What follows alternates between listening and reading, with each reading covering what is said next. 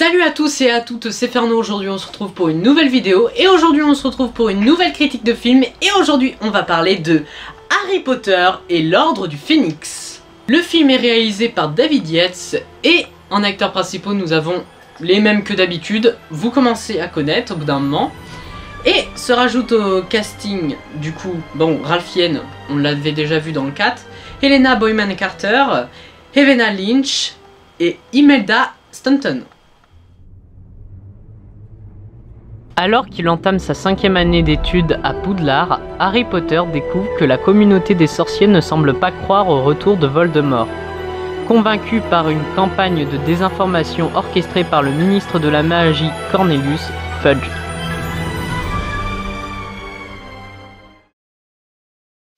Mais du coup, qu'est-ce que j'en ai pensé du film? Eh ben, j'ai trouvé le film excellent. Mais avant de vous parler des points forts de ce film, j'ai envie de vous parler des défauts. Harry Potter et l'Ordre du Phénix est un film surcuté et malheureusement, c'était le film qu'il fallait pas surcuter. Car Harry Potter et l'Ordre du Phénix, c'est le 5e opus d'Harry Potter et en livre, c'est le plus long. C'est le tome le plus long de la saga. Alors que là, en film, il se retrouve être le plus court de la saga.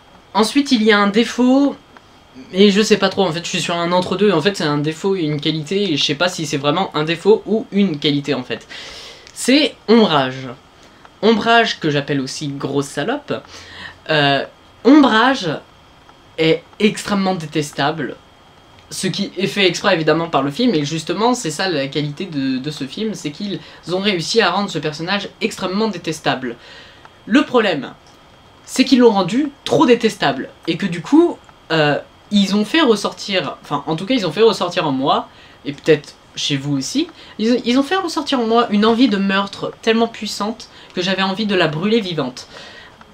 Alors, je sais pas vraiment si c'était vraiment le but destiné au film, de vouloir brûler quelqu'un. Et bah, sachez que vous avez donné cette envie en moi. Mais bon, après, vous avez réussi à rendre quelqu'un crédible. Une connasse super détestable, et c'est super crédible. Mais du coup, c'est trop crédible. En tout cas, gros big up à l'actrice qui joue ce personnage à merveille. Ensuite, on peut passer aux qualités du film. Nous avons une réalisation au top, avec une mise en scène très bien travaillée, avec de super idées de mise en scène. J'ai un exemple en tête. Il y a un moment dans le film où il y a deux oppositions d'éducation qui vont débattre entre eux. D'un côté, nous aurons du coup la connasse, et de l'autre, nous aurons McGonagall. Donc, la connasse va monter, enfin, au début, ils sont exactement au même niveau, mais McGonagall est plus grande qu'elle, donc du coup, il y a une opposition qui est, supérieure. Donc, il y en a une qui est plus supérieure, donc, ou qu'elle monte, qu'elle est plus... Ensuite, la connasse va monter une marche, et elle va être plus grande que McGonagall, donc du coup, il y aura une supériorité encore. Et tout. Et à chaque fois il y a des idées de mise en scène comme quoi quand une des oppositions est plus puissante, il y en a une qui monte une marche, McGonagall va monter la même marche et elle va redevenir plus puissante, et puis d'un coup il y a un argument qui va détruire McGonagall, et du coup elle va descendre la marche, et la connasse, elle va monter une autre marche, et là il y a une grande différence de supériorité, et je trouve que c'est vraiment génial. Bon, je sais pas si vous voyez vraiment la scène, mais en tout cas je vous conseille d'aller voir ce film juste pour cette scène, elle est géniale. Et évidemment il y a plein d'autres idées de mise en scène qui sont très bien comme celle-ci.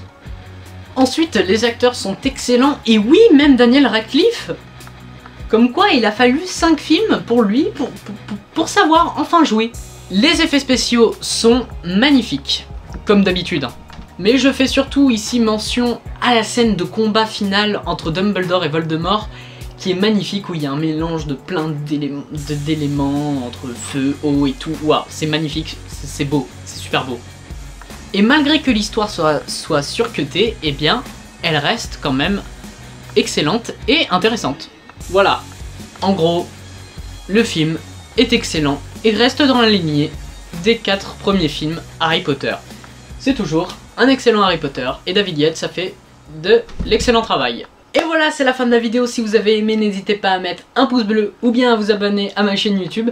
Alors pourquoi là c'est si sombre dans ma chambre? Alors oui, je tourne le soir, mais c'est parce que le film est assez sombre et je voulais donner une ambiance plus sombre à cette critique de film, alors qu'il n'y a absolument rien, il n'y a pas de mise en scène et tout, non, c'est juste que je voulais être dans un endroit plus sombre. Ouais, mais là c'est trop sombre, espèce de connard, tu es vraiment con, tu aurais pu mettre au moins un peu de lumière. Voilà. Ok. Entrée. Bon, l'épisode de One Piece maintenant.